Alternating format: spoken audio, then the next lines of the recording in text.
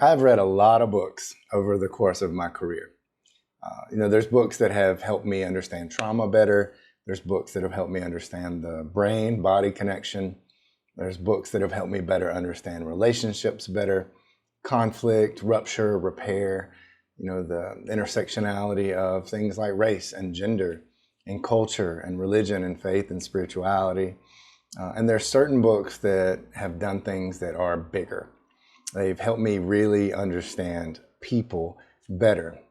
And the more I grow in this field, the more I understand how important that is.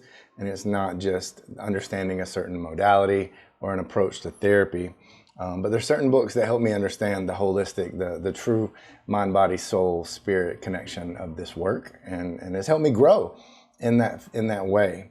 And so I've chosen to make a video about some of the maybe the 10 best books. They're not 10 best books, the 10 books that have helped shape me the most. And this is not a list of the 10 best therapy books that have ever been written. So if these are books that you don't like, or you think there's books that I've left out, please don't make this a debate.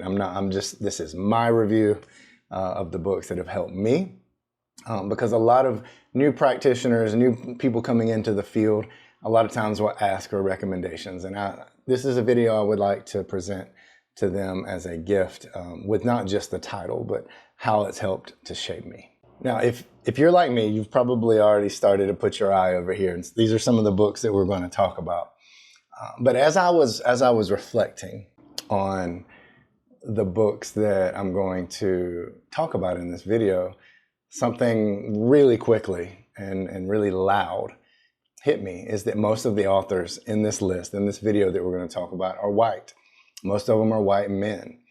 And it was interesting to me because I've always made it a professional goal for myself to be really intentional about reading books by authors who are not just straight white men, but are diverse in both things that we can see and things that we can't. Whatever that is, I've tried to read books by authors who have a different lived experience than I do, and books that tell the stories of those who have a different lived experience than mine.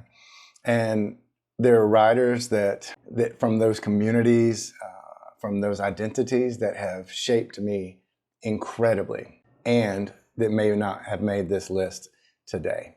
And I encourage you, as you are going in your journey, to make sure that you are also reading books by individuals who come from diverse backgrounds, have diverse lived experiences. Because if we only read the voices that have traditionally been elevated within our field, and with mine that would be psychology, mental health, social work, we're not reading all of the people who have something very important to say. And as we know with many fields, mental health is definitely not immune to this. Those voices are oftentimes silenced in whose voices we elevate. They are silenced in the research that we do. They are silenced across the board. And when we continue to allow that silencing to happen, it directly impacts the way those communities are served. And so with that being said, here are the 10 of the particular books that have had a profound influence on me. And this is just one way to slice it. The first book we're going to talk about is The Boy Who Was Raised as a Dog by Dr. Bruce Perry. And this is the first work of Dr. Perry's that I ever read. If you follow my work, you know what a great influence Dr. Perry has had on my work. I have had the pleasure of meeting Dr. Perry and spending some time with him, and I truly have come to value not only the work he contributes to this field, but the genuineness and the humility that he has and has remained connected to as an individual. Dr. Perry has shaped the way I see the brain and understand the development of the brain more than anybody's work that I'll talk about today. But the thing that I think I remember the most about reading this work is how, as somebody as accomplished as Dr. Perry is, I mean, he's worked with Congress, with the federal government, with Oprah, with victims of Columbine, and David Koresh, with the victims of Waco. And yet the story I remember the most was in one of the chapters, he's working with a young girl who has experienced extreme violence and witnessed violence and is in such a state of shock and shutdown and trauma that he just gets down in the floor and colors with her. And it takes a while for him to be able to cultivate safety in that relationship. And yet when he does, he's able to do deeper work. And that was the first person of his stature that I at least saw and was able to articulate in a way that I read it, that this isn't just play, it is forming safety, which is as important as anything to get to that cortical work that sometimes we jump straight to. And, sometimes it doesn't immediately mean asking someone what happened. Sometimes we have to give somebody space to be able to just get down. We say that phrase, meet them where they are, a lot of times. What I remember about this book is it shows what that can mean. And also importantly, he allowed that child to take a lot of control and be able to be the driving force behind the pace and the therapeutic dosing that happened in that interaction. And that really stayed with me, especially because like at the beginning of my career, I thought that there was this procedural framework that we had to go through in therapy. I thought there were certain places in a CBT modality or 12-step, whatever the things that you learn in grad school. Insurance companies, they need measurable progress. We have to get those case notes in the perfect balance between somebody making progress but not too much progress because they still need our services. The pressures are real, but nervous systems don't work like that. Nervous systems don't care about our time, our timeline. Sometimes the work is talking about something that might not have anything to do with a treatment plan or not even talking at all. And helping a client realize that I'm not here to rush you, I'm not here to control you, I'm not here to force you. If a younger therapist ever came to me and said, I don't feel like I'm doing enough, sometimes we're just talking or just doing things like, I just need to build their trust. If that's you, you are doing exactly the right thing. Because if you're building a safe and a supportive and psychologically safe therapeutic relationship, you're doing the thing that comes before the work. Actually, it is the work. You're doing the most important work because without trust, you're not going to do anything. We're not going to be able to get any kind of quality work done. And even though I think a lot of us know that, sometimes the pressures around us get us out of that headspace. This reminded me to slow down, to not push, to think about therapeutic dosing, and most importantly, to understand that the person in front of me is who I'm there to work with, and I have to pay attention to what they need, not what all these other voices are trying to tell me what to do. So, Dr. Perry, thank you for the boy who was raised as a dog. So we'll just stick with Dr. Perry. Years later, this book came out when I think 2021, I believe. Look, mine's signed. But years later, this book, What Happened to You, co-authored by Dr. Bruce Perry and Oprah Winfrey, came out, and it gave me something very different. At this point, I was later in my career actively teaching and training about trauma and mental health. But this gave me some amazing heuristics for understanding and ultimately teaching about what happens in the brain. A lot of us have heard trauma affects the brain. Okay, but how? What does a normally functioning brain do under stress? What happens when our stress response systems actually become activated? That's the question that becomes really important, because we can teach all the neuroscience in the world, but what does it actually matter? How does it affect someone's ability to learn, to love, to connect, to repair when a relationship has been ruptured?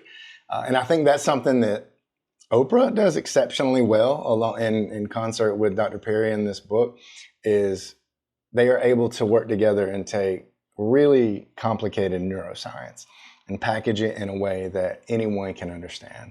A teacher, a parent, program manager at a nonprofit, an after-school provider, anybody, a mentor, community mentor can not just understand it, but they can apply it. And I think that's really the important thing about it, right? Another thing that I really love about this book is it helps us understand that healing from trauma isn't just something that you do internally.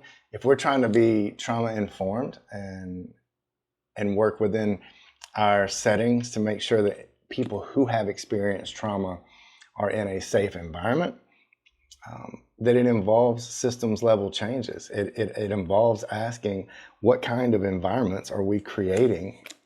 Are our classrooms psychologically and physically safe? Are our clinically supportive programs set up in a way that people can feel safe enough to take risk and become vulnerable and transparent? Are our work environments psychologically safe for the adults that work there? Are we building this information directly into our systems, our processes, our procedures? Because if not, we're really just working upstream. And ultimately, that's the question that I carry into everything that I do now. So again, Dr. Perry, thank you. The body keeps the score. I'll be very transparent about this one on a few levels. One, it's been a while since I read The Body Keeps the Score. I probably read it twice when I first got my hands on this book a long time ago.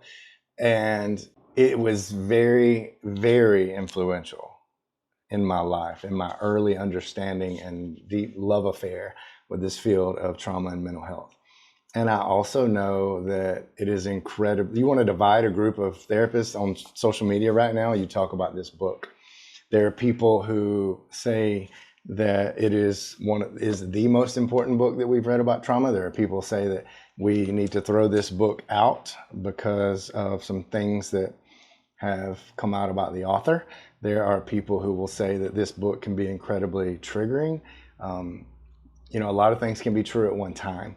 So I'm not here to debate the moral implications of whatever you may or may not think about the author, Dr. Bessel van der Kolk. I will say that this book was very important for me. And yes, it can be incredibly triggering. I'll also say that I don't believe in the journey of healing and understanding in light or in the face of trauma. I don't believe being triggered is also always a bad thing. I'm of the school that being triggered gives you information on where you need to be shedding some light and some love. I also don't believe we should trigger people on purpose. So there's a balance there. All I know is that when I did read this book, I remember thinking, wow, trauma is everywhere. Two, it affects us much deeper than I ever realized. The effects reach so far beyond the traumatic experience itself. Now, I actually read these before Dr. Perry's books, and I think it helped me establish, it was the first book I remember really taking me into the depths of the neurological effects of trauma. And I remember coming away from my first read of this book thinking, how many of the mental health symptoms are we treating that are truly the result of unresolved trauma?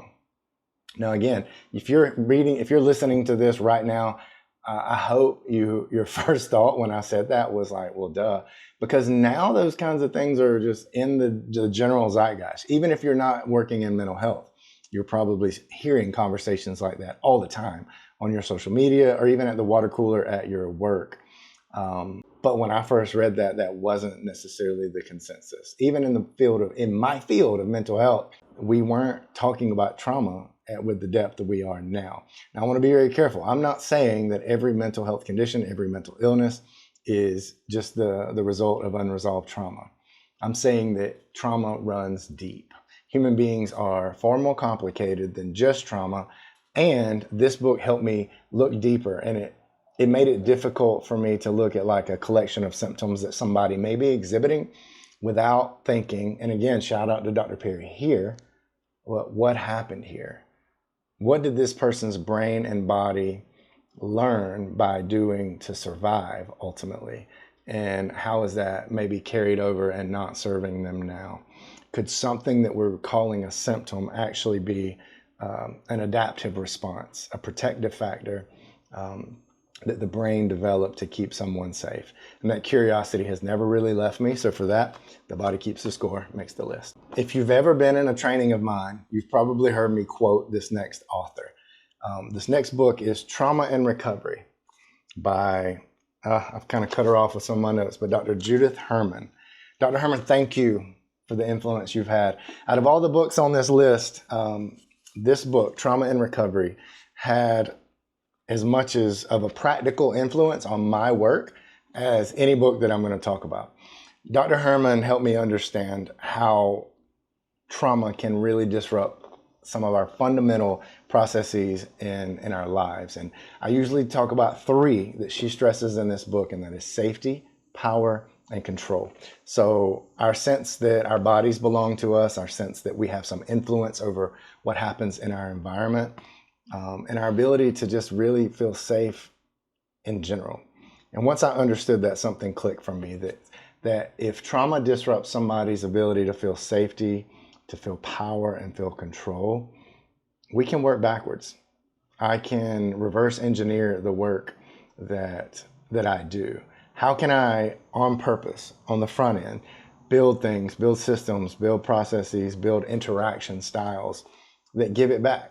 Trauma-informed care can intentionally create the experience of safety and power and control. And that became a design principle for me, not just in therapy, but in my life. If I'm building a curriculum, I'm thinking about it. If I'm designing a program, I'm thinking about it. If I'm facilitating a group, I'm thinking about it.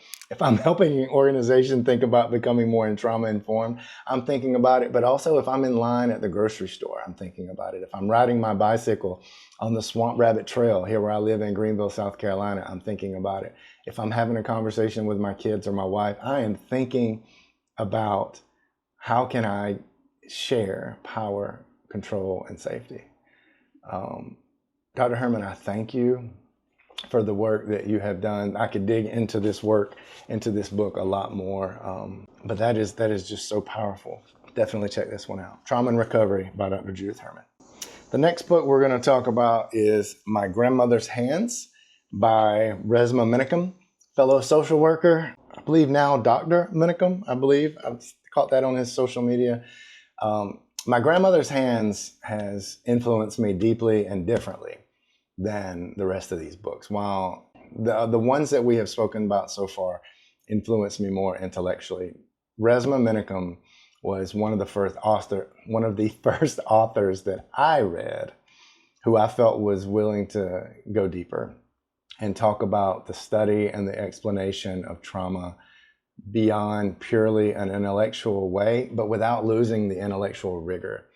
He talks deeply and with great precision and great mastery on the body, race, history, culture, community, healing in ways that cross all of those variables. And something even deeper that to me is spiritual. He refers to the vagus nerve as the soul nerve. And I really appreciate his work and his just, to me, it's bravery to dive into this work this way, because human beings aren't just brains walking around. And he discusses the value of people sometimes doing their own work within their own racial communities. That was an idea that I hadn't heard of from an actual therapist talking openly about this concept. I think he brings together a lot of different things that you may read in a lot of spaces and consolidates them in a way that I thought is very beautiful. And I also think he did something really important and very difficult. He gave me language, evidence, and permission to trust some things that I was already believing. And I just didn't have words for it. So I'm incredibly grateful. This is a book I go to over and over again. I also always tell people, this is, of all the books that we're going to talk about, this is the one that go through it very slowly and with great care, because he's going to push you, he's going to challenge you in a very good way. But if you go through this book in a week, I believe you did it wrong. Check out My Grandmother's Hands. Our next book up is On Becoming a Person by Carl Rogers. And y'all, I simply love reading Carl Rogers. I've read a lot of his stuff since, early college. And I feel like when I'm reading Rogers, maybe specifically this book, because he covers so many things that are really relevant to me, but I feel like I'm reading a letter from a mentor that I never had. He seems to me like somebody who knew in his heart of hearts that simply leaning into a client and leading with true understanding and validation and safety created the human relationship that was the vessel for change. And even when people around him were pushing back and saying, no, you're not right, he said, nevertheless, no, despite what all these people are saying, I have critics, I'm going to keep doing my work. And I love that because I don't know about you, but I deal with imposter syndrome quite often. And now I'm at a point in my career I can look and I can see the fruit of the work that we've been able to do and the impact on people all around this community. And so I know that we're doing something right, and I can get into my feelings a lot of times. And so I love that, knowing that somebody who we put like on this pedestal as one of the founding fathers of modern day therapy also struggle with that. So that's really great. I love that we have so many exciting things going on in our field. EMDR, accelerated resolution therapy, all the somatic work that we're doing, a greater understanding of neuroscience in the field of psychotherapy. That is great. I need more tools. I need more research. Help me with that. And in our excitement, in our increasingly sophisticated interventions, I don't ever want to get away from knowing that the true work is sitting with and holding space for another person and allowing them just that, honestly, being allowed to have the honor to sit with them and hold space. I think that's where the magic happens. And Rogers keeps me grounded there. The next book, we have another controversial author, Irvin Yalom. And my favorite of his is The Gift of Therapy. If you can't tell, this one has been worn out. He's different from me. I really love his work. And of all the people that you'll see on this list, and maybe any of the authors that I read, I disagree with him quite often. And I don't mind that. I love somebody who can challenge me, but also allow me to kind of know where I stand on some things. This book I love. I treat it like almost like a devotional. The chapters are very short, many of them, 2, 3, 4 pages. So a lot of times in the mornings over my coffee, I'll read a chapter of this and reflect. They're very short, gives me an idea for a client or something I can use. And sometimes it just validates an instinct that I already have. One of my favorite things in this book, and there's no telling where it is, but it talks about creating a new therapy for every client. And again, going back to what I just said about Rogers, I think it's important to remember that the client, being with them, is where this starts. I am a planner. I am type A. So it is not uncommon if I have somebody that's dealing with a certain cluster of symptoms that when they get to my office, I've already spent an hour or two thinking, planning, what is a great intervention? What's a great worksheet, a question, a reflection I have for them? And then they show up and something is completely different going on in their headspace or their heart space that day. A parent just called them with some terrible news. Maybe they got a promotion. Maybe that's great news, but it has nothing to do with that therapy goal that we're working on. And if I don't follow where they're going, to connect with them first, if I go in there just trying to solve a problem, I'm going to lose something. And quite possibly I could rupture that relationship, and that person's not going to feel seen, heard, validated, and then our work's going to get off. So I love the fact that he reminds me of a lot of those different things along the way. But this is one that I always recommend to new therapists. And trust your gut. There's things in this book that you are not going to align with. That's okay. But highly recommend The Gift of Therapy, Irvin Yalom. So of all 10 books, Say What You Mean by Oren J. Sofer may be the one that has influenced and helped me the most professionally. It might be the most practically applicable book in this whole list because it's about something that is the core of virtually every human relationship. Communication. Can I notice what I'm feeling? Can I describe what happened in this situation without attaching judgment to it? Can I identify what I need in this moment out of this relationship, in this interaction? And can I make a clear request of another person without them feeling attacked? That is rooted in my needs and my feelings. Every one of those things is hard to do individually. What this book does is really help you build the skills to be able to do them together. And my God, if you can get to the point where you can do that, life-changing. So this book I read again to help me personally, and you can see I've been through this thing quite a few times. Earlier in my life, especially, relationships were hard for me. I would not notice what I would notice what I felt, but I would push it away. I would not make a request. I was not able to identify what I need, and if I did, I doggone sure wasn't going to communicate them because I was scared. This book helped me with that, and now if you meet me, like my friends laugh because I'm going to speak up for what I need. I'm going to set my boundaries. I'm going to hold it because even when silence feels safer now, it feels more scary to know what comes on the other side of that suppression. It feels more scary to know that it's going to lead to resentment and disruption in my relationships with myself and with other people. So this book is fantastic. It has changed my relationship with myself, with those around me, and also helped me give the language to people from adolescence all the way up into the senior population that I've worked with to really help improve their relationship. So I highly recommend Say What You Mean by Oren Sofer. The next book we're going to talk about is Burnout, The Secret to Unlocking the Stress Cycle by Emily and Amelia Nagoski.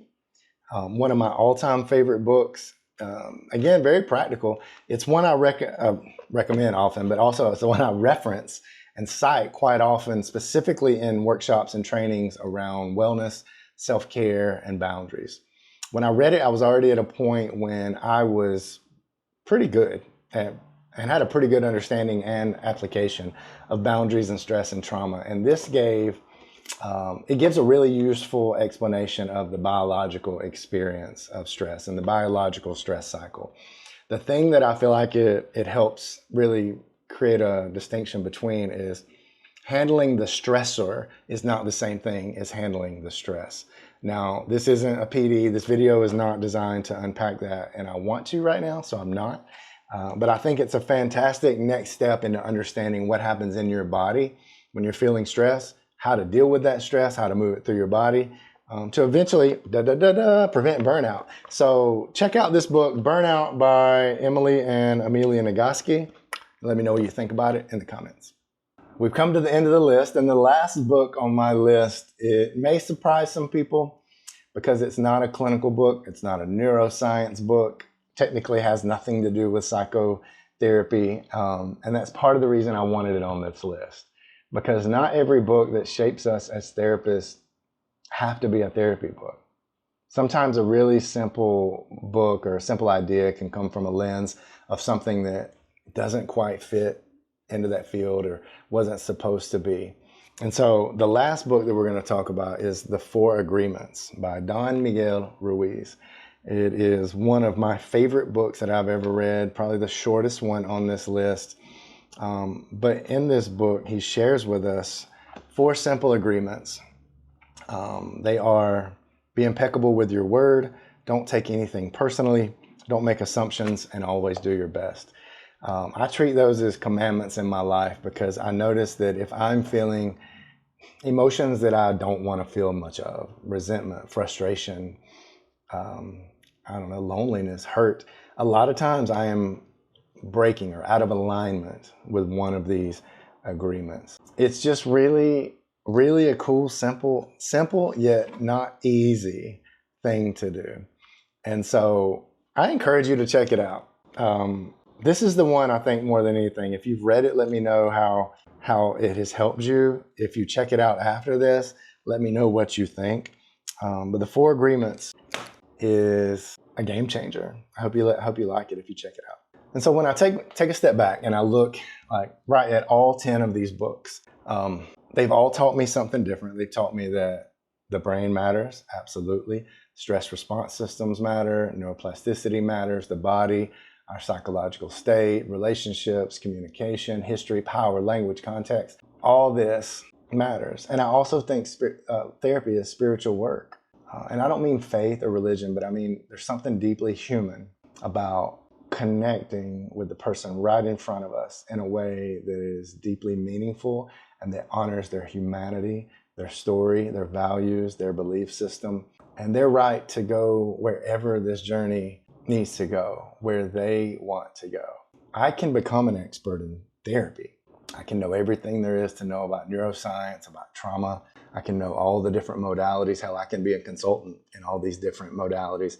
But none of that makes me an expert on the person sitting right in front of me. They are. They are the expert. It is my job to bring everything that I've learned into that relationship and still honor that truth. When I want to sit across from another human being, I want to stay curious. I want to learn. I want to really listen and figure out what it is that they need. And there are plenty of people, more than just these folks right here, who have profoundly influenced me. Gabor Mate, Dan Siegel, Esther Perel. I can't believe she didn't make this list. Nadine Burke-Harris, Bell Hooks. There's so many people. Brene Brown, did she make it? I can't believe Brene's not even on. There's so many people who have profoundly just created the person that I am. But you know what? Honestly, I'm still learning. I'm still growing. I'm still becoming. I hope that if I make this book or this video in another 5 years, that the list would be different. So in light of that, I've shared with you the books that have been some of the biggest influences on me. Please, if you've made it this far, one, give a like and a subscribe if you're not already following, but honestly, that's secondary. What's one book that has changed the way you understand people? I would love to know what those are, how those books have helped you, and so I can add those to my list. And lastly, I just want to say thank you. Whatever you get out of this video, I hope maybe you've heard of one book that you didn't already know yet, or maybe gotten a new reason to read one that you've had on your list. But thank you for serving in the arena. I am honored to be in this field with you, in the field of helping and trying to serve other people. We are hope dealers, we are healers, and we are doing this work together. So thank you.